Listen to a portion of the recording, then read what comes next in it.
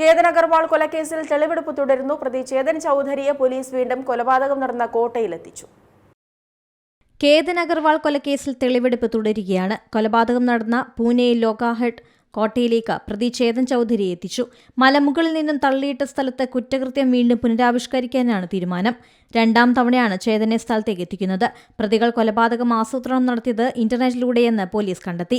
Forensic പരിശോധനയ്ക്കായി അയച്ച പ്രതികളുടെ മൊബൈൽ ഫോണുകളുടെ റിപ്പോർട്ടിലാണ് തെളിവ് ലഭിച്ചത്. കൊലപാതകത്തിന് മുൻപ് സിയ നിയമവിദഗ്ധരുമായി സംസാരിച്ചുവെന്നും കണ്ടെത്തിയിട്ടുണ്ട്.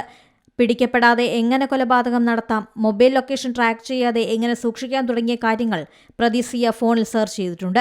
ചാറ്റ് ജിപിടിയിലും ഗൂഗിളിലും യൂട്യൂബിലും സിയ 6 മാസത്തിലേറെയായി തിരഞ്ഞിരുന്നത് ഈ കാര്യങ്ങളാണ്. ഗൂഢാലോചനയുമായി ബന്ധപ്പെട്ട വിവരങ്ങൾ ആരും അറിയാതിരിക്കാൻ ചാറ്റുകളും വോയിസ് നോട്ടുകളും സിയയും ചേതനും ഡിലീറ്റ് ചെയ്തിരുന്നു. ഇതെല്ലാം ഫോറൻസിക് വിദഗ്ധരുടെ സഹായത്തോടെ വീണ്ടെടുത്തതോടെ കൃത്യമായ ആസൂത്രണത്തിലൂടെയാണ് ഇരുവരും കൊലപാതകം നടത്തിയതെന്ന് വ്യക്തമായി. കൊലപാതകത്തിന് 34 മിനിറ്റ് മുമ്പ് സിയ ചേതനെ ഫോൺ ചെയ്തിരുന്നു. പ്രതികളായ സിയയും ചേതനും കൃത്യത്തിന് ശേഷം രക്ഷപ്പെടാൻ ഉപയോഗിച്ച ആഡംബര കാറും കേതൻ വിവാഹ നിശ്ചയവേളയിൽ സിയയ്ക്ക് സമ്മാനിച്ച വില കൂടിയ വജ്രാഭരണങ്ങളും പോലീസ് പിടിച്ചെടുത്തു. കൂടുതൽ ചോദ്യം ചെയ്യലിനായി പ്രതികളെ കസ്റ്റഡിയിൽ വിട്ടു. National desk C Malayalam news.